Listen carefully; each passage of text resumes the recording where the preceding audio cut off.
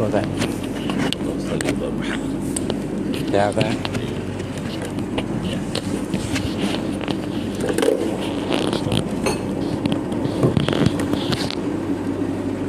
Assalamualaikum warahmatullahi wabarakatuh. لنبي الكريم وحبيب المكين خاتم النبي نبينا محمد وآله وصحبه الكرام الفاتحة. أعوذ بالله من الشيطان الرجيم. بسم الله الرحمن الرحيم. الرحمن الرحيم.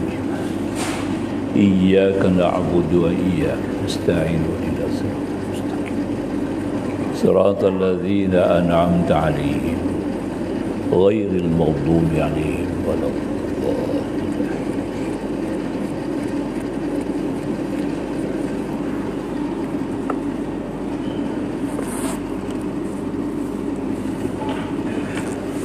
بسم الله الرحمن الرحيم. الحمد لله الذي جعل الدعوة إلى الهدى والدلالة على الخير والنصيحة للمسلمين من أفضل القربات ورفع الدرجات وهمة في الدين، وذلك سبيل الأنبياء والمرسلين وأولياء الله الصالحين العلماء الراسخون في العلم واليقين، والصلاة والسلام على رسوله النبي الكريم سيدنا محمد الأمين وعلى آله وصحبه أجمعين. أما بعد، سبحانك لا علم لنا إلا ما علمتنا إنك أنت العليم الحكيم. ربنا افتح بيننا وبين قومنا بالحق وأنت خير الفاتحين. أعوذ بالله بوجه الكريم سلطانه القديم من الشيطان الرجيم. رب اشرح لي صدري ويسر لي أمري واحلل عقدة من لساني يفقهوا قولي. Ma'asyiral hudar, insyaAllah kita sambung pengajian pada furu' al-masail, yakni muka surat 256. Masuk kepada tajuk sujud. Sujud orang mempunyai dua kepala, empat tangan dan empat kaki. Itu dia. Macam mana cara sujud? Yang mana nak pakai? Ya. Seseorang itu mempunyai dua kepala, empat tangan dan empat kaki, dan ia sendiri tidak tahu yang manakah antara anggota-anggota tersebut yang lebih sempurna daripada yang asalnya. Dalam keadaan sedemikian, adakah memadai jika sekiranya ia menghantarkan sebahagian sahaja daripada anggotanya, atau adakah ia diwajibkan supaya menghantarkan semua anggota tersebut apabila melakukan sujud? Kalau dua kepala kena hantar dua-dua kepala sekali ke? Empat-empat tangan sekali ke? Begitulah soalan dia. Jika sekiranya dia sendiri kesamaran, yang manakah anggotanya yang asal yang lebih sempurna, maka dia diwajibkan supaya menghantarkan tiap-tiap bahagian daripada dua mukanya dan empat tangan serta empat kakinya ke lantai ketika melakukan sujud. Tetapi jika sekiranya ia mengetahui anggotanya yang asal, maka memadailah ia menghantarkan anggota yang asal itu sahaja ketika sujud, tidak memadai yang lain. Ini antaranya jelas ya, kita lihat daripada jawapannya. Kalau dua kepala tu dia tak tahu yang mana lebih sempurna. Begitu juga tangan, empat tangan. Apakah empat-empat tangan dia sempurna? Dia tak tahu ya. Nak menilai yang mana satu lebih sempurna, maka bagi keadaan ini dia wajib, itu bahasa je betul, wajib menghantar kedua-dua kepala, keempat tangan dan empat kaki. Tapi kalau dia boleh membezakan, dia boleh menilai yang lebih baik, yang lebih sempurna, maka yang sempurna itulah sahaja yang wajib dihantarkan kepada tempat sujud ya. Kalau dua kepala satu di antaranya itu yang dia kenal pasti lebih sempurna, maka yang satu tu sudah memadai. Tangan pun begitu juga, ya. Kalau 4 tangan mana yang lebih sempurna, maka 2 tangan yang sempurna itulah yang dihantarkan, memadai. Begitu juga dengan kaki lah. Adakah perkara ni berlaku? Ada perkara ni berlaku, ada, ya. Tapi kita tak jumpa lah. Maka itu Al-Alamah Syekh Daud Al-Fatani ini dia tak akan masuk perkara yang sia-sia, ya. Kalau tidak ada masalah tidak pernah wujud, dia tidak akan masukkan dalam kitab dia. Kalau dia masuk dalam kitab ni, maknanya kita perkara tu ada berlaku, ya. Itu betul, ya. Dia tak akan reka benda tu, ya. Macam orang bertanya kat kita kan, ya, soalan kan, macam mana ni orang tanya kat saya lah tu, soalan dia kan, macam mana kalau yang jadi imam tu malaikat? Apa hukum yang jadi imam tu malaikat? Dia kata, jadi imam kita. Sebab malaikat ni bukan jantan, bukan betina, bukan lelaki, bukan perempuan. Saya tanya balik kat dia, uslubul hakim, kena tanya balik kat dia, pernah jadi ke lagu tu? Saya tanya dulu. Kita tanya dulu, ya. Pernahkah kamu ikut imam malaikat tu? Pernahkah? Dia kata tak lah, saja tanya tak ada jawab. Nampak, ya? Itu masalah yang kita nak faham, ya. Perkara tu tak berlaku, dia direka. Bila direka, kita pun tak perlu jawab lah soalan tu. Maka ni yang kita baca sekarang ni memang berlaku. Sebab tu Syekh Daud Al-Fatani masuk ke dalam kitab dia. Itu dia panggil uslubul hakim. Dalam soal ini dipanggil, kita sebut masuk dia ke dalam kumpulan uslubul hakim, ya. Macam Nabi ditanya, sahabat tanya ke Rasulullah, mata sa'ah ya Rasulullah, bila kiamat? Nabi tak jawab, kata bila ni jadi. Nabi kata, apa yang telah kamu sediakan untuk menghadapi kiamat? Tidak. Itu yang penting. Bukan nak tahu bila berlaku kiamat. Yang penting apa yang kamu telah sediakan sebelum menghadapi kiamat. Ini yang betul, ya. Macam itulah. Itu dia panggil uslubul hakim, ya. Baik, sambung. Larangan doktor non-Muslim agar tidak sujud untuk menjaga kesihatan. Sekarang ni yang kita tengok perkara yang berlaku ni pada orang yang buat mata lah. Operate mata kan, untuk cataract, ya. Dia tak bagi sujud lama, ataupun ada yang kata tak boleh sujud, ya. Tapi dulu sekarang rawatan sekarang ni sudah mula dapat jalan keluar, makanya boleh. Dulu sebelum ni masa-masa mula lebih kurang dalam, kita kata dalam 10 tahun yang sudah, kalau operate mata ni dia kata tak boleh sujud, cuma isyarat je, pun tak boleh lama kan, sebab nak bagi kesembuhan mata tu, maka doktor tak bagi sujud lah. Ya. Apa pendapat tuan jika sekiranya seorang doktor daripada golongan kafir zimmi, bukan kafir harbi, ya, kafir zimmi. Kafir zimmi ini sama dengan kita lah, maknanya daripada segi keselamatan, pengawalan hak dan sebagainya sama dengan orang Islam, tidak ada perbezaan. Cuma pegangan tauhidnya, agamanya berbeza. Daripada segi kehidupan, budaya kehidupan, kesemuanya sama. Itu zimmi. Zimmi maknanya dia telah menerima isyarat untuk berada di bawah pemerintahan Islam. Kafirin yang menerima isyarat-syarat tertentu untuk berada di bawah pemerintahan Islam, itu kita panggil kafir zimmi. Dia tidak menentang. Itu disebut sini, ya.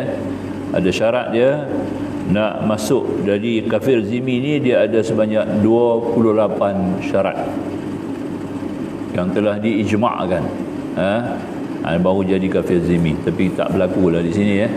Di Malaysia tak jadilah benda tu. Kita sebut dalam kitab je lah. Jadi maka dikata di sini, apa pendapat tuan jika sekiranya seorang doktor daripada golongan kafir zimmi berkata kepada seorang pesakit yang beragama Islam, doktor kafir, pesakit orang Islam, jika sekiranya kamu sujud atau kamu menggunakan air yang sejuk atau jika kamu berpuasa pasti akan memudaratkan kamu. Bolehkah pesakit tersebut mematuhi kata-kata doktor tersebut? Jawab dia, tidak seharusnya ia mempercayai dan berpegang semata-mata kepada kata-kata doktor tersebut, melainkan setelah disahkan oleh sekurang-kurangnya seorang doktor Islam yang adil lagi dipercayai. Mau doktor Islam juga, nampak tak ya? Doktor kafir tak boleh, kena doktor Islam juga. Ini satu pendapat khilaf, ada khilaf ya. Mengikut yang mu'tamad boleh. Ya, dia kira atas kepakaran. Doktor tu memang doktor yang ada authority. Ya, artinya memang dia ada ijazah, ada kepakaran yang telah disahkan ya. Maka dia boleh menasihati dan kita boleh pakai, terima dia. Ya, sebab perubatan ni dia bukan mesti Islamik semata-mata ya.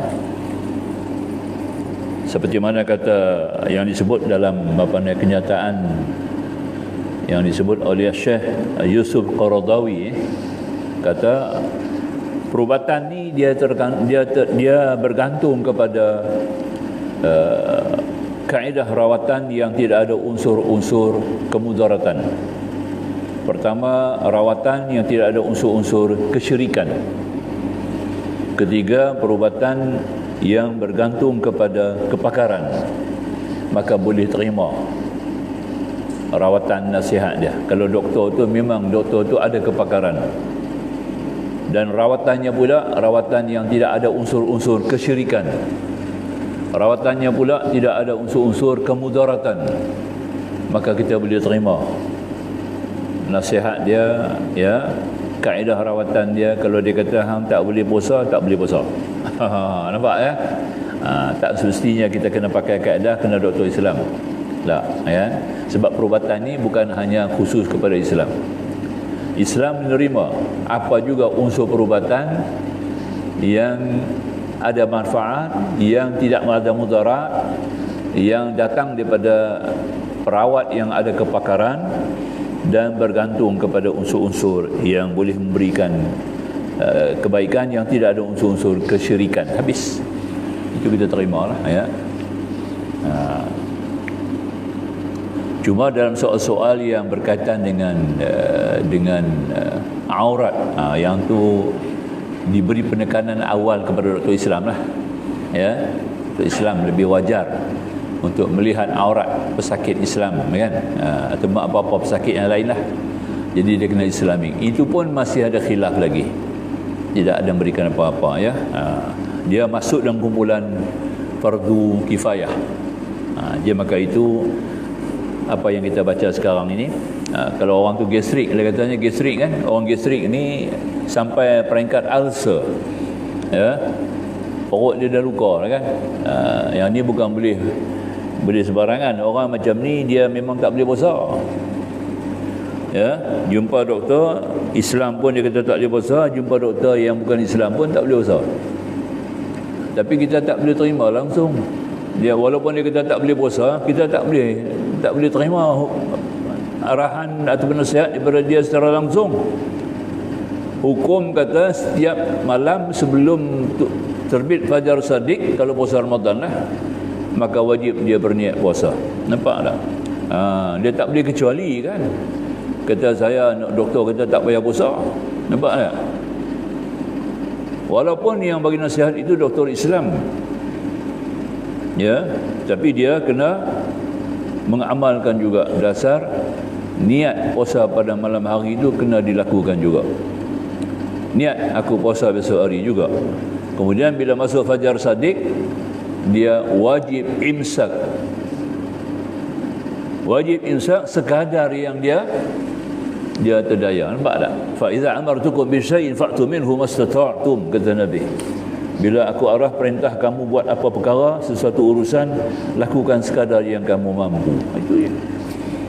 Kita boleh buat takat tu aja. Allah kasabat ma'alaiha maktasabat, kata Al-Quranul Karim. Ya, maktasabat apa yang kaitan. Jadi maknanya dia hanya boleh tahan puasa 1 jam. 1 jam lah. Lepas tu makan lah. Dia tak boleh ambil terus sebagai suatu arahan fatal, dengan meninggalkan langsung. Saya tak payah puasa, doktor kata tak payah puasa, tak puasa. Tak boleh ada bahasa tu. Sebab puasa ni adalah suatu kefarduan dan dia adalah rukun. Tidak ada pengecualian. Nampak tak? Tidak ada pengecualian kepada mana-mana mukallaf selama mana dia bernama mukallaf. Faham ya? Bila dia bernama mukallaf, dia ada taklif, adalah hukum-hukum taklif yang dibeban ke atas dia. Tapi hukum taklif ini dikawal oleh hukum wad'i. Hukum wad'i lah yang menentukan dia ni boleh puasa ke tak boleh. Sebab wad'i syarat sah batal mani' sabab. Itu dia punya kaedah yang nak kena jaga dia. Saya tahu puasa tu fardu, apakah bagi saya boleh meninggalkan puasa? Ikut kepada hukum wad'i lah. Hukum wad'i lah yang akan tentukan, syarat sah batal mani' sabab. Itu mengikut mazhab Syafi'i. Hanafi ada 6, Maliki ada 4. Itu mazhab-mazhab pula lah. Kalau orang bertanya kita tu mazhab apa, kita tahu. Kalau dia Maliki, kita jawab cara Maliki lah kat dia. Ya, boleh kan? Itu di antara. Jadi bab yang kita baca sekarang ni, maknanya kalau doktor yang bukan Islam pun, kalau nasihat kita perkara-perkara seumpama tadi macam tadilah, kamu tak boleh sujud lama sebab kamu baru potong mata. Kalau sujud lama walaupun tidak ada tamak ninah, kita tahu kalau sujud tidak ada tamak ninah, tidak sah sujud tu. Sekadar tamak ninah lah. Tamak ninah ni sekadar satu tasbih subhanallah. Boleh tak? Tak lama kan? Boleh lah tu. Tamak ninah, sekadar tamak ninah ni sekadar melafazkan subhanallah. Ada 2 harakah. Subhanallah. Cukup. Angkatlah kepala. Bukan tak boleh kan? Kita kena buat lah tu. Baik, sambung. Rukun yang ke-6, duduk istirahat. Ni kena jaga banyak ni, duduk istirahat ni. Duduk istirahat ya. Yang dimaksud dengan duduk istirahat itu ialah duduk sebentar selepas bangun daripada sujud, sebelum berdiri pada rakaat yang kedua. Betul tak? Atau bangun daripada sujud sebelum berdiri ke rakaat yang keempat. Itu dia panggil duduk istirahat. Sunat. Sunat dan sunnah.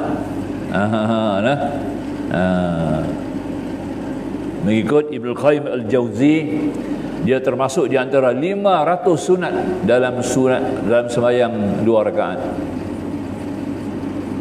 Termasuk, kata Ibnu Qayyim Al-Jauzi, dia termasuk di antara 500 sunat bagi 2 rakaat. Mengikut Imam Nawawi, dia termasuk di antara 600 sunat. Oh, itu dia.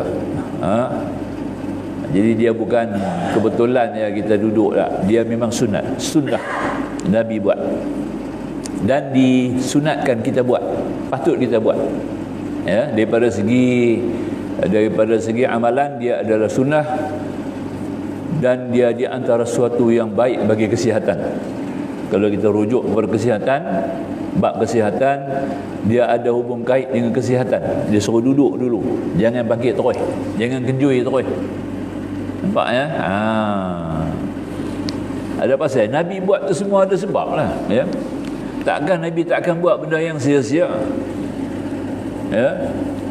Macam wuduk kan, yang saya dah cerita, kita ambil wuduk. Kalau ikut hukum wuduk ni dalam Al-Quran cuma 4 perkara je lah, ya. Muka, tangan, kepala, kaki kan. Itu aja. Tak ada kumuk, tak ada telinga kan. Tapi sunnah Rasulullah mengawali dengan basuh tangan dulu, kemudian kumuk dan masuk air ke hidung kan. Itu dia. Dan cuci telinga. Itu sunnah Nabi, dipelengkapkan kepada urusan wudu. Rupanya cukup tinggi nilai sunnah Nabi tu. Kita ambil tang kumuk tu lah. Tapi kumuk dengan masuk ayat ke hidung sekali tau, serentak. Bukan siasin ya. Bukan siasin. Ikut sunnah Rasulullah, dia kena kumuk dengan masuk ayat serentak ke hidung lah. Sekali ya. Sekali. Maknanya kita buat 3 kali tu dia dah masuk antaranya mulut dengan hidung. Masa hidung dia suruh sedut ayat hidung tu sampai ke sampai ke pangkal dahi tu, sampai ke antara 2 mata kita tu. Ayat hidung tu dia suruh sedut sampai ni, sampai atas. Itu Nabi buat. Dalam mazhab Hambali wajib, dia kata. Tu nampak tak? Mazhab Hambali wajib terus. Mazhab Syafi'i sunat je lah. Tapi mazhab Syafi'i pun dia suruh sedut ayat sampai ke sini tu, sampai rasa tang ni. Dia mau pedih kemudian sih keluar balik. Dia keluar balik, nampak tak? Jadi para saintis kita, antaranya sekolah daripada Turki, Harun Yahya. Harun Yahya dia buat kajian-kajian, dia kata masya-Allah. Memang Rasulullah membawa rahmat betul-betul kepada seluruh alam. Membawa rahmat sungguh-sungguh. Amalan tu yang kita buat tadi ini confirm orang yang amal macam itu dia tak akan kena stroke. Tak kena stroke, garanti. Itu dia. Nampak tak? Tapi sudut ayat sampai ke atas tak? Sampai ke atas kita rasa ayat sampai ke atas. No? Jangan takat terhujung tani yang tak jadi. Sedut sungguh. Nampak tak? Ya. Jadi bila kita sih, baru kita buang ayak daripada mulut. Tengok dia keluar sekali kot mulut. Nampak? Dengan ayak mulut. Pasal tu kena buat sekali. Kebijaksanaan Rasulullah susun. Itu kesihatan. Rupanya ada unsur-unsur kesihatan yang cukup tinggi. Bila kita guna, kita masukkan ayak ke hidung tu. Tapi hidung tu kena sampai ke atas. Itu contoh kita kata. Sebab tu apabila Rasulullah buat amalan-amalan semayang ni, semuanya ada sebab. Ada sebab kan? Kita tunjuk lagi. Maka itu dia kata tadi ini, ada orang mengatakan bahawa duduk istirahat itu ialah duduk sebentar saja. Dipahamkan daripada maksud kata-kata ini, iaitu tidak harus dipanjangkan duduknya sekadar menyamai duduk antara 2 sujud, dan makruh hukumnya jika ia duduk lebih lama daripada duduk antara 2 sujud, dan jika lebih lama lagi batal solatnya. Apa muktamadnya? Jawab, hanya makruh jika memanjangkan duduknya. Jika dia memanjangkan duduknya sekadar melebihi duduk antara 2 sujud, tidaklah membatalkan solatnya atas kaul yang mu'tamad. Cuma sebahagian ulama mutaakhirin berselisih pendapat tentang perkara ini, antara Syekh Siraj Al-Bulkini Ramli. Jadi duduk antara 2 sujud tu jangan lama lah.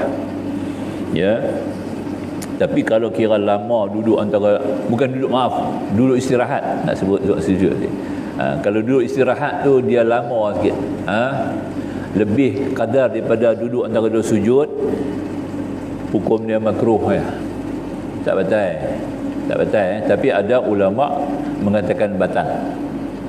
Pendapat antaranya Syekh Ibnu Ramli kata batal kalau sama panjang dengan duduk antara 2 sujud. Nampak tak? Sekadar nama baca Rabbighfirli, Rabbighfirli. Lama tu lah. Tu Rabbighfirli, nun nisbah tu bagi panjang ya, 2 harakat. Rabbighfirli, Rabbighfirli. Lama tu jangan lebih daripada tu lah. Lebih daripada tu makruh, tak batal. Makruh ni artinya tidak berpahala lah. Jadi lara lah, tak pahala, tak ada pahala. Kosong apa ya. Begitu kan? Baik. Kemudian akad 59 dalam tasyahud. Ni macam mana nak faham ni ya? Ada pendapat mengatakan ketika membaca tasyahud disunatkan supaya menggenggam semua anak jari tangannya kecuali jari telunjuk, dan yang afdalnya dikembarkan ibu jarinya dengan jari telunjuk ya. Perbuatan ini dinamakan oleh ahli kira sebagai akad 53. Dan kebanyakan yang lain pula menamakan dia sebagai akad 59. Nampak tak? Apakah yang dimaksud dengan akad 53 dan apa pula akad 59? Saya tambah lagi. Ada pendapat mengatakan akad 52. Tambah lagi. Akad 52 macam mana? Ikut hadis dalam At-Tirmizi, dalam Sunan At-Tirmizi, dia habaq terang-terang. Kalau kita buka dalam Sunan At-Tirmizi, Rasulullah, ya, dia ni kira 50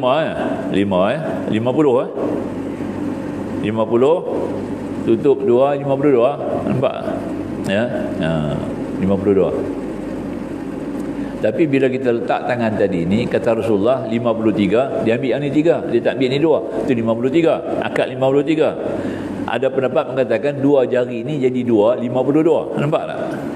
Ikut dalam Sunan At-Tirmizi, dia kata 52 lah. Jadi bila kita letak tangan kiri kita atas paha, 5 jari, kemudian yang ni kita letak atas kanan, paha kanan, lutut kanan tu, kita tegakkan 2 jari ni. Jadi maknanya kata itu dia panggil akad 52. Kalau dia ambil 3 ni, dia bagi 3, 2 ni tak pakai, kita kata 53. Ni 53 kita baca sekarang ni. Terang maksud daripada apa yang kita mengaji. Faham ya? Jadi yang sebenarnya yang kuat adalah akad 53. 5 jari atas paha kiri, 3 jari kita simpan ke dalam, 2 jari telunjuk dengan penunjuk dengan ibu jari kita ke depan. Dia jangan bengkok, dia kena lurus. Tempoh dah kita bengkok dululah. Bila kita dah angkat tu, kita tegakkan. Dia kena selari. Kenapa kena selari? Sebab di sini ada urat jantung ni. Di telunjuk kita di sini ada urat jantung ni. Bila kita tekan di sini, dia ada hubung kait dengan jantung kita. Nampak? Itu sebab lah. Ini kata Ibn Sina. Nampak tak? Ya. Ibn Sina. Dia kaji berkait dengan kesihatan. Yang tu jaranglah ustaz-ustaz nak mengaji kitab tu. Sebab dia tak masuk dalam urusan agama kan. Dia lebih kepada kesihatan. Lagipun tidak ada kitab tu dalam bahasa Melayu. Ya, kitab tu ditulis oleh seorang ulama Pakistan, terjemah dalam bahasa Urdu daripada kita Arab ya. Kemudian daripada Urdu diterjemah kepada bahasa Inggeris. Yang kita dapat sekarang ni kitab bahasa Inggeris lah. Nampak ya? Jadi kita nak tahu ilmu tu, kita nak dapat rahsia tu, kena baca buku Inggeris lah. Dia kita kena boleh bahasa Inggeris. Sebab tu ustaz-ustaz ni kena boleh bahasa Inggeris ya. Baru boleh ya. Sebab sekarang ni, zaman sekarang ni kita menghadapi masyarakat majmuk yang berbagai-bagai macam kaedah ya. Maka kita perlu kuasai juga bahasa Inggeris ya, untuk memahami ilmu. Sebab banyak kitab-kitab yang ditulis dalam bahasa Inggeris ya. Yang tidak ada dalam bahasa Melayu, yang tidak ada dalam bahasa Arab ya.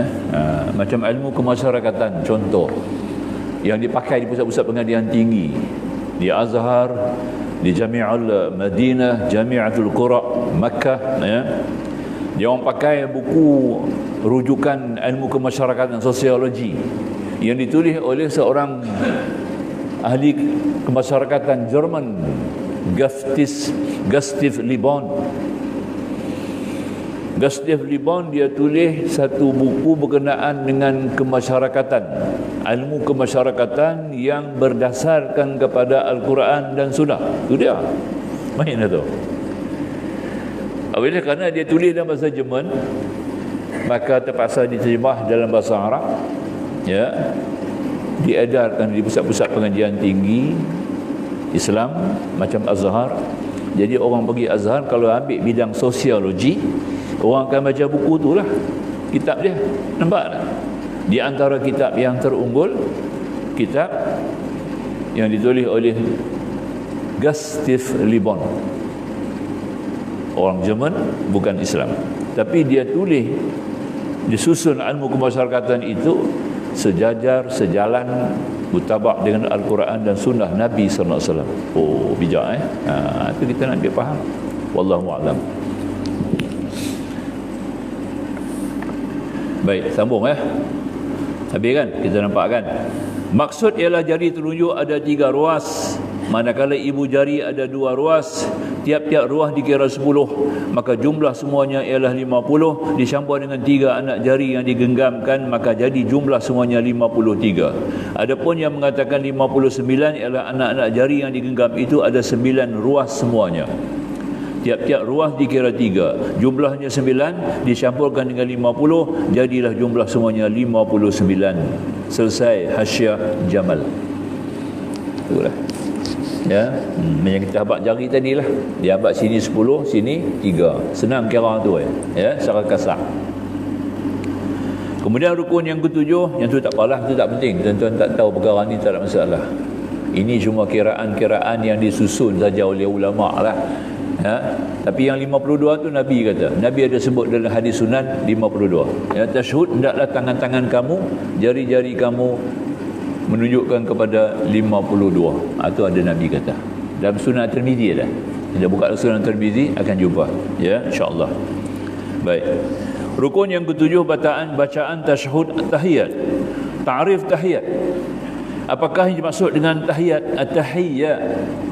At-tahiyyat maknanya al-mulk, iaitu kerajaan, atau dimaknakan sebagai yang kekal selama-lamanya. Ada pula pendapat lain mengatakan maknanya adalah kebesaran, dan ada pula pendapat mengatakan maknanya adalah sejahtera daripada segala kecacatan.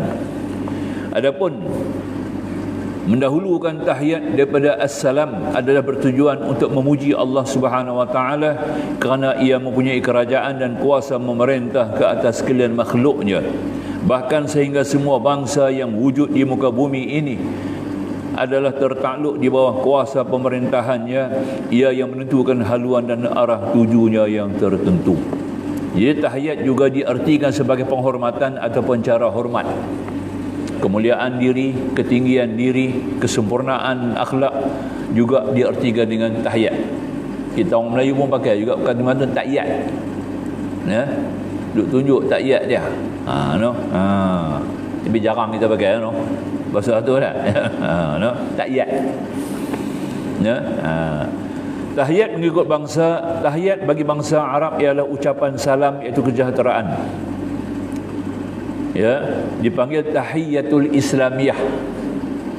Assalamualaikum. Saling jumpa, salam, afshu salam Nabi kata.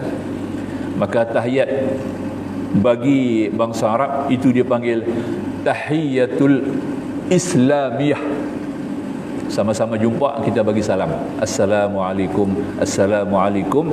Itu artinya, namanya dipanggil tahiyatul islamiyah pada kalangan bangsa Arab. Tahiyat bagi kaisar sujud mencium bumi. Itu dia. Kalau kaisar Rom, khususan kaisar Rom, tahiyat tu artinya kita kena sujud cium bumi. Itu panggil tahiyat dalam kalangan bangsa Rom.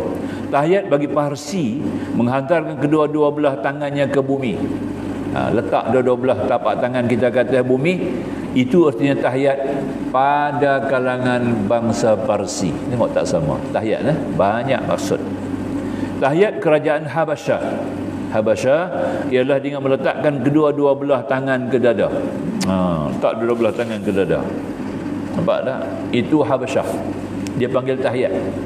Hormat orang, bawa tangan ke dada. Sekarang kita buat sebelah. Kita punya COVID. Tahiyat COVID. Apa dia? Ya. Itu baru ya. Kena tambah lagi dalam kitab ni ya. Tambah satu lagi, tahiyat COVID. Ya. Tahiyat bangsa Habasyah ni, dia kena letak dua belah tapak. Dia jumpa orang, dia bawa tangan ke dada. Itu bangsa Habasyah. Ya. Ketika kita baca dalam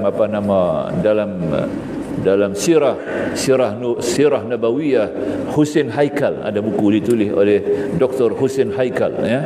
Buku tu kalau kita baca dalam dia, tuan-tuan, dia ada sebut bagaimana Ja'far bin Abi Talib bila sampai di Habasyah berjumpa dengan Negus Najashi, raja tu.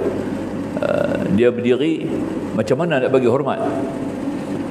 Ja'far tak tahu nak bagi hormat macam mana dekat Raja Habasyah. Raja Habasyah buat dulu kat tangan, buah atas tangan dada. Pasal dia bukan Islam, macam mana nak bagi salam? Ya, dia tengok Najasyi, buah tangan atas dada. Dia pun buah tangan atas dada. Kita ikut dia lah ya. Cina kan, kongsi kan. Cina kongsi kan. Dia tak? Ya, kita pun ya. Itu cara tahiyat dia. Itu kongsi Cina punya tahiyat tu. Ya. Tahiyat dia pala. Tak masuk dalam sini kan. Syekh Daud Fatani tak masuk Cina ya. Ya. Itu dia. Tahiyat kerajaan Rom membuka tutupan kepalanya dan menundukkan sedikit badan. Mesti orang putih pakai sampai ke Rom ya. Kita tengok Rom tu dibawa sampai ke Eropah. Kalau Eropah ni dia buka topi ya. Nampak? Ya. Bila bagi solat hormat kat kita, dia akan buka dia punya topi. Masuk balik. Sama ada perempuan lelaki tak kira. Dia akan buka dia punya cap. Ya. Dia pakai cap. Ya. Ya. Ketika kita tengok dalam tulisan Sir Arthur Conan Doyle tulis cerita Sherlock Holmes ya. Dia kata Sherlock Holmes ni dia bawa cerita konon dia jumpa dengan Raja Mesir. Ada kes lah. Dia ni mata-mata gelap. Sherlock Holmes ni mata-mata gelap kan. Dia terima satu undangan untuk menyelesaikan satu kes yang dihadapi oleh Raja Mesir. Ya, Raja Mesir. Katalah cerita tu bukan betul. Cerita dia reka lah. Ya. Bila Sherlock Holmes jumpa dengan Raja Mesir, dia buka dia punya topi. Nampak? Raja Mesir pegang dia punya dia punya terbus. Tu lah. Dia takkan nak buka terbus. Dia tengok Sherlock Holmes buka cap, dia pun cepung dia punya terbus. Ada tulis dalam tu ya. Tulis dalam buku. Kita baca dalam buku cerita Sherlock Holmes tu lah ya. Dr. Watson dia punya kawan kan. Itu cerita tu semua. Alhamdulillah. Semua saya baca tu. Buku-buku tu saya baca tuan-tuan ya. Alhamdulillah. Seronok insya-Allah. Kita nak ambil ilmu, kita nak tambah ilmu ya. Kuasai ilmu dan budaya. Membantu kita dalam hukum-hukum dan sebagainya. Kemudian tahiyat di kerajaan An-Nobah ialah meletakkan kedua-dua tapak tangan di mukanya. Nobah ni lebih kepada sebahagian daripada masyarakat Iran. Dulu ni Parsi lah. Parsi juga ya. Sebahagian kerajaan Nobah ni adalah kerajaan Parsi. Sebahagian daripadanya yang sekarang ni panggil Iran lah. Iran ya. Meletakkan kedua tangan tapak tangan di muka. Di bawah di muka pula. Di bawah miah tahiyat. Di muka. Ya. Kemudian tahiyat kerajaan Humair. Humair ialah mengisyarat dengan anak-anak jari tangan, jari tangannya. Ya. Dia akan isyaratkan dengan anak-anak jari tangan. Ya. Dia hanya buat begitu. Ya. Ya. Ini kerajaan Humair ya, sebahagian daripada kerajaan yang awal sebelum Mesir. Kemudian tahiyat kerajaan Yamamah. Yamamah ni sebahagian kerajaan Saudi sekarang ini.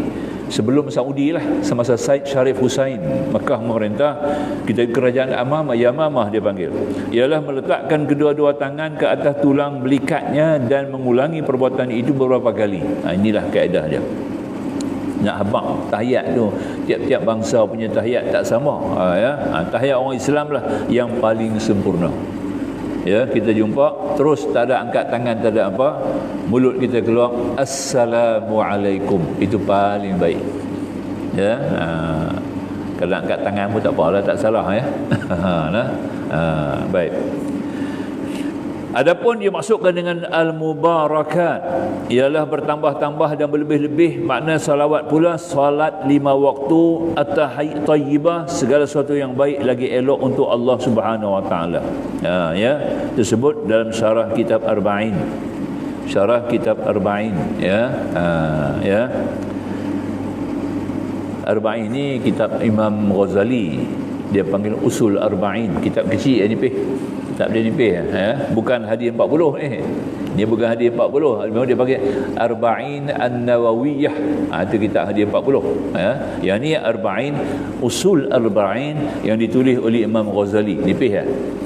Dia masuk dalam bab adab ya. Dalam tu ada tulis makna yang kita baca ni lah. Mubarakat tu makna apa ya. At-thayyibat tu apa, selawat tu apa, itu dah terang. Silakan muazzin dengan segala hormat mengumandangkan azan, silakan.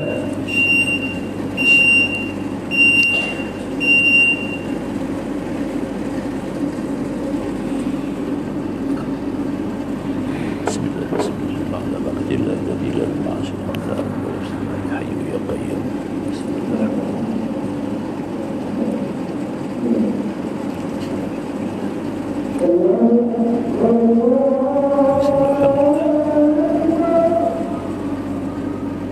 مرحبا قل هذا السلام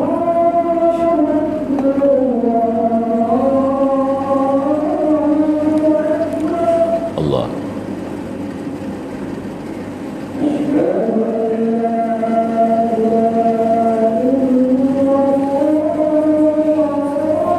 أشهد أن لا إله إلا الله وحده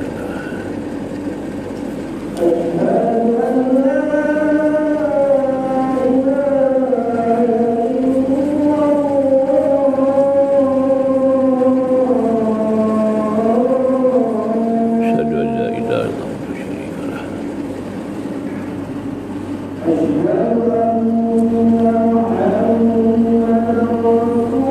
مرحبا محمد عبد الرسول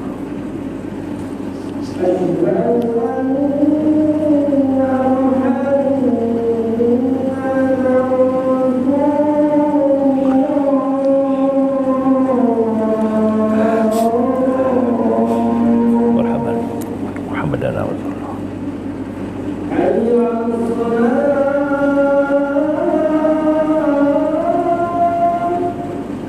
لا حول ولا قوة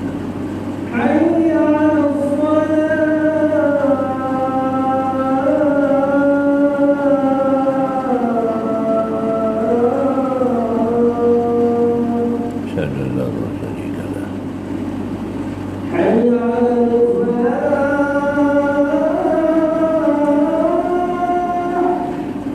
لا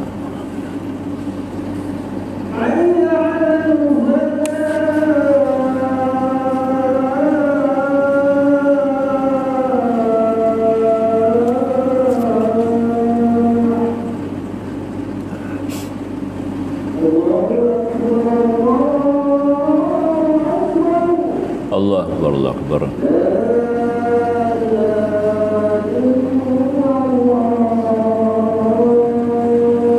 لا إله إلا الله محمد رسول الله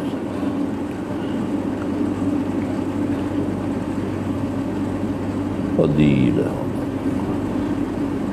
الشفاعة حمدا لله والصلاة والسلاما على رسول الله wa alihi wa sahbihi wa man nasarahu awalah. Terdapat khabar yang menyatakan bahawa di dalam syurga terdapat satu pokok yang diberi nama At-Tahiyyat. Nama pokok tu. Dalam syurga ada pokok namanya At-Tahiyyat. Di atas pokok tersebut terdapat seekor burung yang diberi nama Al-Mubarakah. Nama burung tu Al-Mubarakah. Di bawah pokok itu pula mengalir mata air yang diberi nama At-Tayyibah.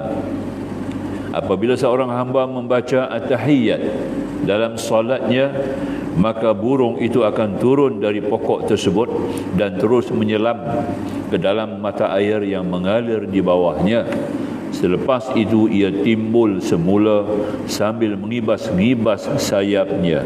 Setiap titik air yang terpercik daripada sayapnya, Allah memerintahkan malaikat supaya beristighfar dan memohon keampunan untuk hamba yang membaca tahiyat tersebut sehinggalah hari kiamat selesai. Tersebut dalam Dirmawi Syekh Jamal pada hasyiahnya. Ya. Dan ada sebut dalam kitab yang kita boleh baca sekarang ni, kitab Daqaiqil Akhbar. Daqaiqil Akhbar, dan boleh juga kita baca dalam kitab Kashful Ghaibiyah Syekh Wan Zainal Abidin Al-Fatani. Ya. Jadi Kashful Ghaibiyah disaring daripada kitab Daqaiqil Akhbar. Ya, Daqaiqil Akhbar ni banyaklah dalamnya hadis-hadis yang tidak disebut martabat dan taraf hadis. Ya. Jadi maka itu Syekh Daud Al-Fatani ini diambil daripada kitab itulah, dan ada sebut juga dalam syarah Hasyiah Jamal. Alhamdulillah. Jadi ini semua amalan-amalan ni kalau kita cari dalam sab'ah sitah kita tak jumpa dalam Bukhari Muslim. Hadis ni tak jumpa dalam Bukhari Muslim, tidak ada dalam sunan, 4 sunan tak ada, tidak ada dalam Musnad Hambali, ya. Jadi bila tak ada tu kita tak boleh kata hadis ni palsu, ya. Kita, ya, jangan terus kita hukum hadis itu palsu kalau dah tak ada dalam 7 kitab hadis ni. Kita tak jumpa banyak hadis lagi kan, ya. Sahabat Nabi Abu Bakar As-Siddiq radhiyallahu taala anhu, dia menulis hadis Nabi ketika hayat dia bersama Rasulullah. Dia menulis hadis, ya, sehingga beribu-ribu hadis dia tulis, Abu Bakar As-Siddiq, ya. Maknanya didengar langsung daripada Nabi. Orang yang membenarkan Rasulullah, dia akan catat yang betul.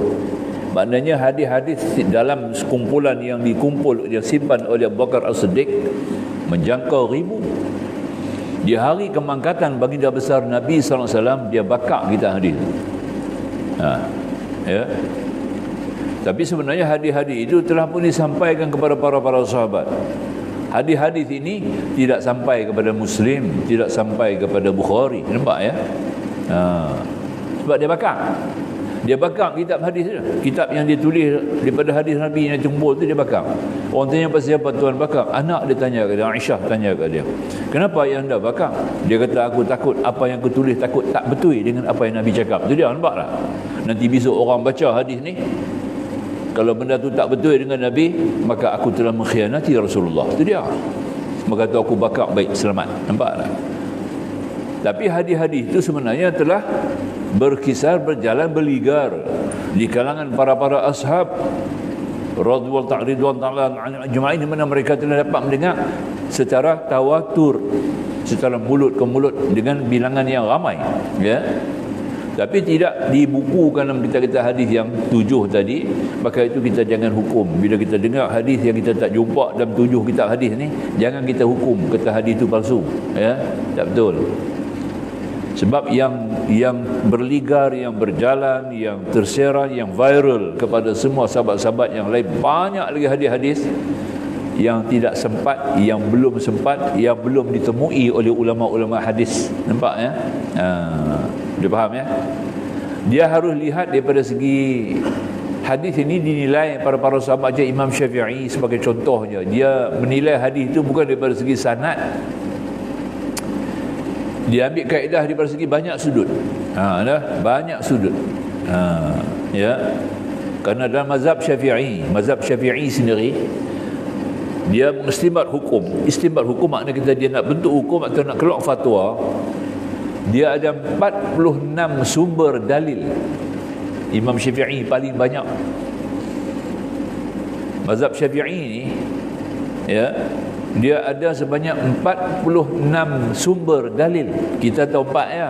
Quran, Sunnah, Ijma', Qiyas. Imam Syafi'i ada lagi, lebih daripada tu lagi, 46 dalil.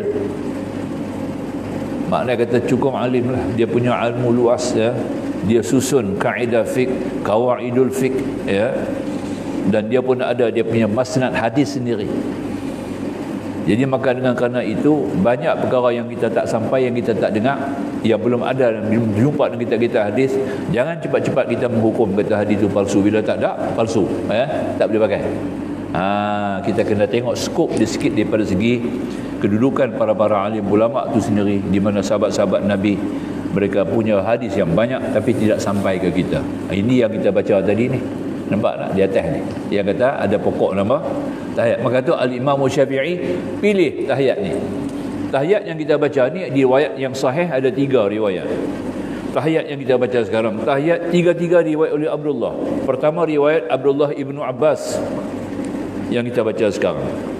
Kedua tahiyat riwayat oleh Abdullah ibnu Umar. Ya. Itu yang kedua. Yang ketiga, Abdullah ibnu Mas'ud. 3 Abdullah riwayat 3 tahiyat.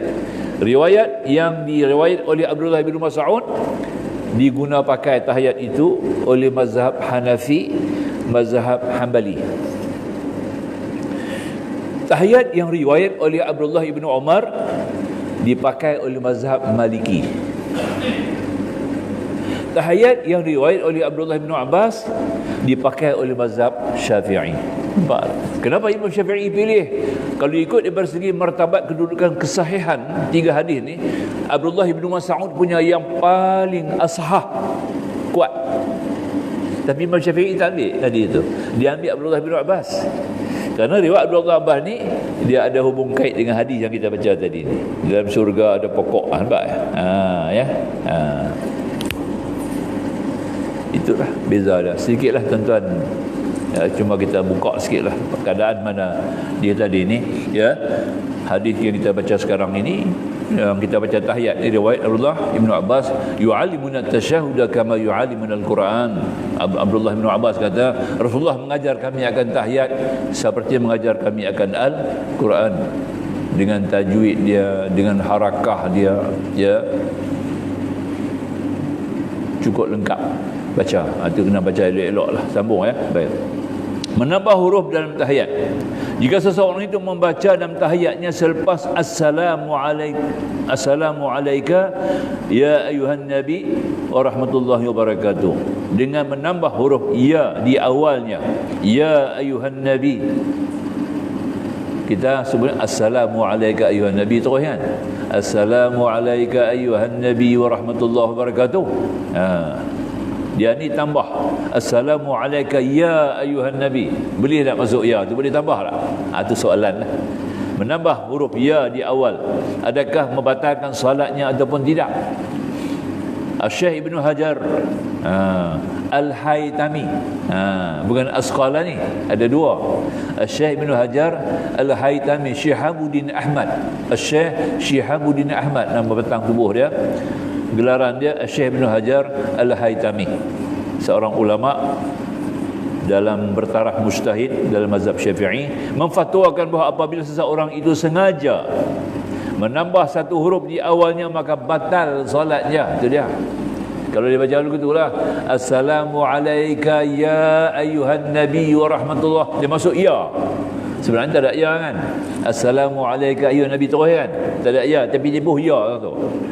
Bila masuk ya, tambah mengikut Ibn Hajar Al-Haytami, maka sembahyangnya batal.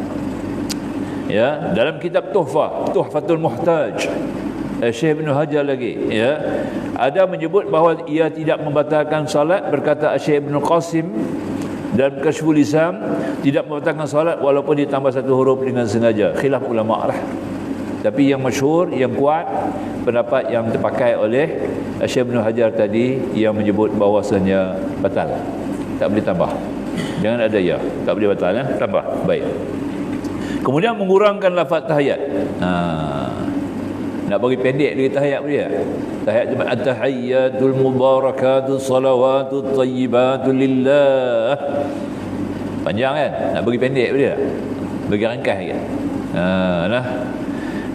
Dipahamkan daripada maksud kata-kata mereka, sekurang-kurangnya tahiyat memadai at-tahiyyatu lillah. Pendek kan? Tak payah panjang kan? At-tahiyyatul mubarakatuh salawatut tayyibatu, potong ya, at-tahiyyat mubarakatuh salawatut tayyibah, 3 kalimah tu potong, ambil ujung-ujung ya, at-tahiyyatu lillah. Boleh tak? Boleh tidak ya. Dipahamkan dia kata tadi, ya, dipaham daripada maksud kata-kata mereka, sekurang-kurang tahiyat memadai at-tahiyyatu lillah, assalamu alayka, sekadar memberitahu sesuatu yang disebut, sedangkan ucapan tahiyat adalah merupakan lafaz yang tentu yang tidak boleh ditambah dan dikurangkan atau ditukarkan. Ini satu pendapat je lah. Lafaz bacaan tahiyat memang telah ditetapkan dan tidak boleh ditokok tambah, betul. Dikurangkan tak boleh, atau ditukar dengan perkataan yang lain, seperti perkataan asyhadu ditukar dengan a'lamu, an-nabi ditukar dengan ar-rasul, perkataan Muhammad ditukar dengan Ahmad, atau semua selesai. Mengikut pendapat Syekh Ramli dan apa yang dijelaskan oleh Syekh Birmawi, bahkan tidak harus menukar mana-mana perkataan dan bacaan tahiyat, seperti kalimah Allah, perkataan Nabi, kalimah Muhammad atau perkataan Rasul, perkataan Rahman atau Barakah, perkataan yang lain daripada walaupun sama maknanya. Tidak boleh tukar perkataan asyhadu dengan a'lamu, begitu pula tidak boleh tukar perkataan ganti nama alaina dengan nama yang sebenar. Alaina, na tu kita potong. buh nama kita. Begitu pula ganti nama pada perkataan alaika dengan nama sebenar iaitu nama Nabi. Ala Nabi, bukan alaika, ala Nabi. Assalamu ala Nabi. Ya, baca begitu ya. Tidak boleh diganti huruf alif pada asyhadu dengan huruf nun iaitu nashhadu, bawa dengan jamak. Begitu pula huruf ha pada kalimah wa barakatuh dengan ganti nama khas iaitu Allah. Ya, wa barakatullah contohnya. Tetapi harus ditukar huruf ya pada kalimah an-nabi dengan huruf hamzah, tetapi jika digugur keduanya ya dan hamzah maka akan merosak bertahiyat kecuali dengan niat dan tujuan untuk wakaf seperti pendapat Al-Alamah Zayyadi. Syekh Alamah Zayyadi juga mengatakan tidak akan rosak tahiyat jika ia membaca dengan baris dua di hadapan tanwin pada kalimah salamun, bukan assalamu, salamun. Ya, dalam Sunan At-Tirmizi mengikut hadis At-Tirmizi, tahiyat kita baca tu dia bunyi lagu ni. At-tahiyyatul mubarakatus salawatut thayyibatu lillah salamun alaika ayyuhan nabi wa rahmatullahi wa barakatuh salamun alaina wa ala ibadillahi salihin. Asyhadu an la ilaha illallah wa asyhadu anna Muhammadar Rasulullah. Ini tahiyat yang riwayat oleh Abdullah Ibnu Abbas dalam Sunan At-Tirmizi, Sahih At-Tirmizi, hadis hasan. Tapi kita baca dengan alif lam assalam, kita tambah dengan alif lam ta'rif assalamu alai. Jadi tuan-tuan boleh baca mana pun boleh. Boleh baca assalamu alayka ayuhan nabi, boleh dengan salamun alayka ayuhan nabi, boleh. Kedua-duanya boleh. Sebab hadis tu bunyi dengan salamun, dia bukan bagi dengan assalamu. Cuma ulama mazhab Syafi'i dia mentarifkan salamun daripada nakirah menjadi ma'rifah. Jadi assalamu alayka bunyi dengan as-salam. Jadi tuan-tuan boleh baca dengan salamun, boleh baca dengan assalamu, dua-dua boleh. Ya, itu kenyataan dia. Baik. Ni saya halu sikitlah, pecah lagi ni ya, sebab dia punya hujah-hujah ni dia tak ambil, ada banyak rujukan. Dan terdapat pada hasyiah Syekh kata tadi, Syekh Alamah Zayyadi juga mengatakan tidak akan merosak tahiyat jika membaca dengan baris dua di hadapan tanwin pada kalimah assalamu wa salamun, dan tidak akan merosakkan tahiyat menambah dengan bismillah sebelum memejut ayuhan nabi. Tidak menambah jika maknanya tidak merosakkan tahiyat jika menambah bismillah sebelum menyebut ayuhan nabi. Nampak ya? Begitu pula jika ditambah wahdahu la syarikalah sebab menyebut asyhadu an la ilaha illallah, kita nak buat wahdahu la syarikalah boleh. Sebab hadis Abdullah bin Mas'ud memang baca tahiyat lagu tu, asyhadu an la ilaha illallah wa asyhadu anna Muhammadan abduhu wa rasuluh. Mazhab Hanafi baca lagu tu, mazhab Hambali yang Saudi baca lagu tu. Kita asyhadu an la ilaha illallah wa asyhadu anna Muhammadar Rasulullah. Kita pakai hadis betul. Dia orang pakai Abdullah bin Mas'ud punya hadis, dia punya syahadah lain. Asyhadu an la ilaha illallah wahdahu la syarikalah wa asyhadu anna Muhammadan abduhu wa rasuluh. Boleh. Boleh. Ya, sebab dua-dua ada hadis. Itu katanya. Dan sebelum dan khabar yang menyebutkan demikian. Adapun menambah perkataan sayyidina sebelum Muhammad itu adalah lebih afdal. Itu dia. Nampak tak? Menambah perkataan sayyidina sebelum Muhammad itu adalah lebih afdal kerana ia adalah adab dan kesopanan. Tahiyat akan menjadi rosak jika diubah baris, samalah juga halnya jika dibaca tidak mengikut tertib bacaan sesuai dalam hasyiah Syekh Jamal. Terdapat pada hasyiah tersebut juga mengatakan memadai jika sekiranya dibaca wa asyhadu anna Muhammadar Rasulullah atau wa asyhadu anna Muhammadan abduhu wa rasuluh boleh, ataupun wa asyhadu anna Muhammadar Rasulullah ataupun wa anna Muhammadar Rasulullah asyhadu tak ada pun boleh. Begitu juga wa anna Muhammadan abduhu wa rasuluh boleh belaka. Jadi mengikut apa yang boleh kita faham di sini ya. Yang disebut tadi hujah-hujah banyak lagi ni, bukan ketakat tu saja. Jadi kita boleh baca tahiyat tu dengan ringkas. Jadi at-tahiyyatul mubarakatus salawatut thayyibatu lillah. At-tahiyyatu wajib, mubarakah sunat, wassalawat sunat, wattayyibah sunat. Lillah wajib. Kalau kita study baliklah, kita ikut dia punya perbahasan ulama fiqh dan mazhab Syafi'i, jadi kita boleh baca at-tahiyyatu lillah. Nak ringkas, tapi yang bawah tak ada ringkas lah. Assalamualaikum ayyuhan, tak ada ringkas, yang tu kena betul. Assalamualaikum ayyuhan nabi wa rahmatullahi wa barakatuh. Tentang nabi tu saja, sabdu tu boleh buang, sah. Ada pendapat, nampak ya, kalau kita halusi baik tu bacaannya ya. Jadi kalau kita at-tahiyyatul mubarakah sunat, mubarakatuh wa salawatu wa thayyibatu, yang tu sunat. Lillah wajib. Jadi at-tahiyyat dengan ujung-ujung tu wajib. At-tahiyyatu lillah tu wajib. Yang tiga kalimah lagi sunat. Tapi kita baca elok lah semua kan, baca macam mana yang Nabi ajak tu, itu yang terbaik ya. Kerana kalau kita nak ringkas lah, nak ringkas ya, berebut kot lah masa nak berapa dah ringkas, waktu nak habis ni, bolehlah kita ambil at-tahiyyatu lillah. Assalamualaikum ayuhan nabi wa rahmatullahi wa barakatuh. Assalamualaikum wa ala ibadillahi salihin. Asyhadu an la ilaha illallah wa anna muhammadar rasulullah. Habis. Itu dah boleh memadai. Ya, itu hukum yang dibacakan tadi ni, tuan-tuan boleh tengok dalam kitab kita lah, dalam kitab Sabilal Muhtadin, kitab fiqh ya. Kita punya tu, kita duduk mengaji kitab tu di pondok-pondok, di masjid dalam mengaji kan. Tuan buka kitab tu, ada yang sabak ni.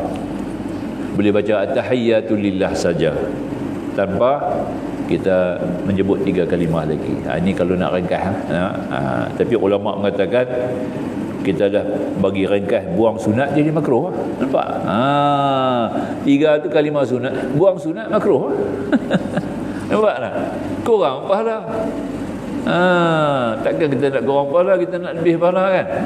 Jadi kita baca lah elok-elok macam mana Nabi ajak kan?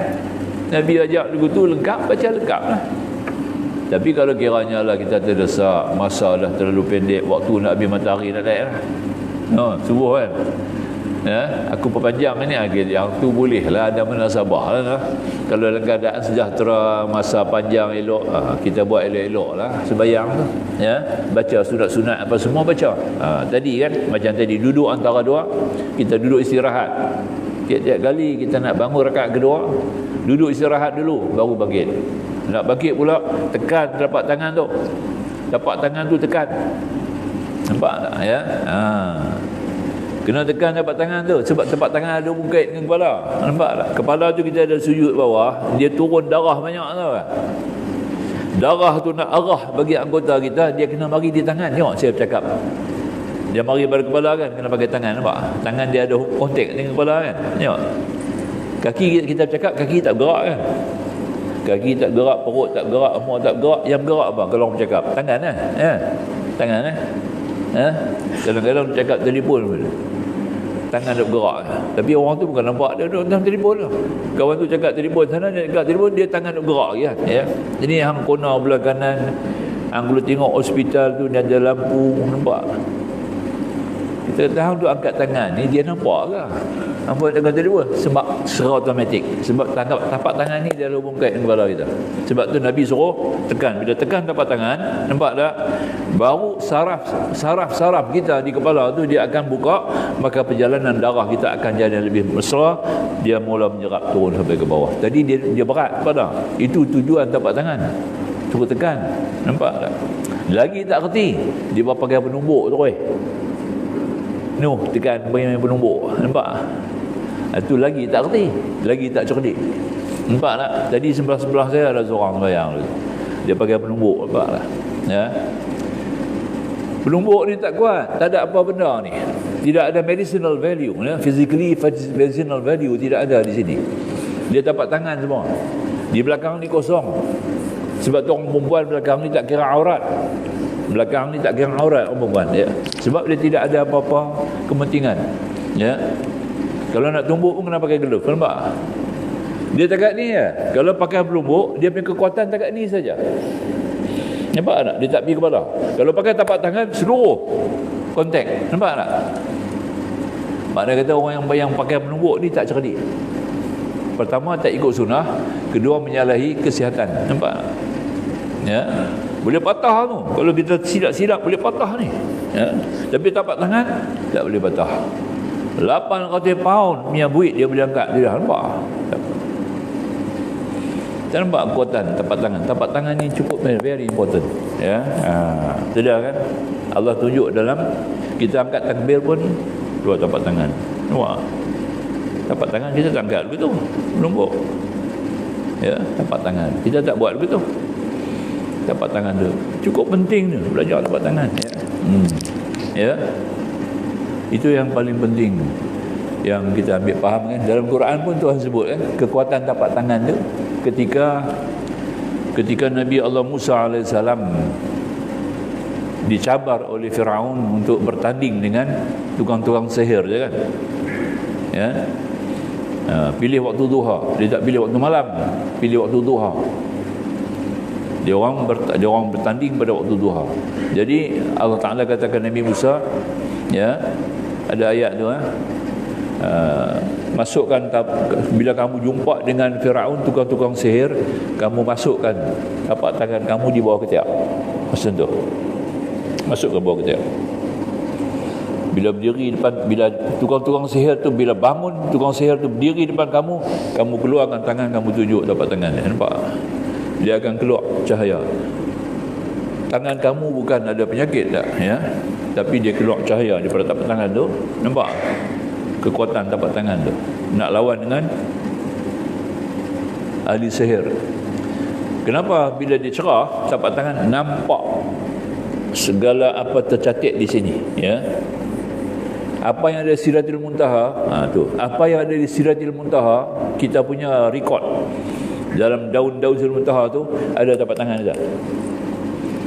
Apa yang ada di daun Sidratul Muntaha tu, bila kita menghadap kan Nabi Isra ke Nabi Sidratul Muntaha dulu kan. Ya, Nabi pergi Mi'raj, Nabi jumpa Sidratul Muntaha dulu. Baru jumpa Allah. Jadi maknanya tapak tangan kita ni dia punya maklumat kehidupan kita, budaya kita, rezeki kita, ajal kita ada dalam ni. Ni. Dalam ni. Tapak tangan kita. Nampak ya? Dan tapak tangan ni sama dengan Sidratul Muntaha. Sama. Oh, Sidratul Muntaha tu besar. Lebih pada langit dan bumi punya besar. Besar begitu pun ada dalam tapak tangan kita. Begitu punya hebat tapak tangan. Sebab tu kita kena angkat takbir dua tapak tangan dulu. Nampak tak? Dan menjadi sebagai pegangan. Bila kita salam pun salam dua-dua belah tangan. Dia suruh pegang dua-dua belah. Sebab kiri ni lebih kuat daripada kanan. Banyak orang tak faham tu. Kita salam sebelah tangan kan. Tangan kiri ni lebih kuat lagi. Tuan-tuan tengok belah kiri ni ada huruf apa? 81. Tapak tangan belah kanan ada 18. Kanan 18. Kiri 81. 99 nama Allah. Oh. Dia tak silap. Tapak tangan semua orang. Satu dunia. Semua bangsa. Kanan ada 18. Kiri ada 81. Gabung 99 nama Allah. Nampak tak? Ya. Napoleon Bonaparte, pencetus revolusi Perancis. Dia nak pergi perang last, nak pergi Waterloo. Perang di Waterloo. Nampak tak? Pagi tu dia tengok tapak tangan dia sendiri. Dia tengok-tengok, dia kata, hari ni aku kalah. Dia kata. Dalam ni, hari ni peperangan aku kalah. Sebab aku akan menjadi, isteri aku akan marah pada. Ada dalam dia sebut, isteri dia akan marah dia. Betul? Sebelum dia keluar rumah, dia bergaduh dengan isteri dia. Isteri dia marah dia. Nampak tak? Terus dia panggil general dia. Dia kata hari ni kita akan menghadapi kekalahan yang berat. Dia kata. Confirm. Kerana aku dapat dua maklumat. Pertama maklumat, isteri aku akan marah. Memang dia marah tadi. Yang kedua, kita akan kalah. Betul? Bila pergi Waterloo, dia kalah dalam peperangan. Napoleon Bonaparte. Sebab dia pakar dalam bidang ni. Dia ada tulis kitab tu apa? Pharmacy berkenaan tapak tangan ni. Ada buku. Ada kat saya buku tu. Napoleon Bonaparte tulis. Tapi dia waktu dia bahasa Inggeris lah. Bahasa Perancis dia ubah bahasa Inggeris. Tapak tangan. Tapak tangan. Napoleon Bonaparte. Dia masuk Islam ke Napoleon ni? Muhammad Bonaparte nama dia. Dia sambut Maulid Nabi. Ya, sambut Maulid Nabi tu. Napoleon Bonaparte, Muhammad Bonaparte nama dia. Itu dia. Hebat sebab dia nampak kekuatan Islam, kekuatan Al-Quran, kehebatan Rasulullah, keunggulan Rasulullah, dia nampak sangat-sangat. Semua ada tempat tangan. Sebab dia kena tempat tangan. Nampak tak? Ya. Orang ya. Baik, sajalah. Tapi kita lalu sikit tang tu tang tu takat tu lah kot Insya-Allah kita sambung tasyahud tanpa tasdid. Ya. Aku qauli hadza, kita akan sambung kemudian insya-Allah. Qul qauli hadza astaghfirullahalazim li wa lakum. Akhirul kalam wallahu subhanahu wa ta'ala a'lam. Bismillahirrahmanirrahim. Alhamdulillahirabbil alamin. Wassalatu wassalamu ala rasulina nabil karim nabiyina Muhammad wa alihi wa sahbihi ajma'in. Subhanaka la ilma lana illa ma 'allamtana innaka antal alimul hakim. Rabbi shrah lana sudurana wa yassir lana umurana. Rabbana atina fid dunya hasanah wa fil akhirati hasanah wa qina adzabannar. Walhamdulillahil alamin. Wassalamu alaikum warahmatullahi wabarakatuh.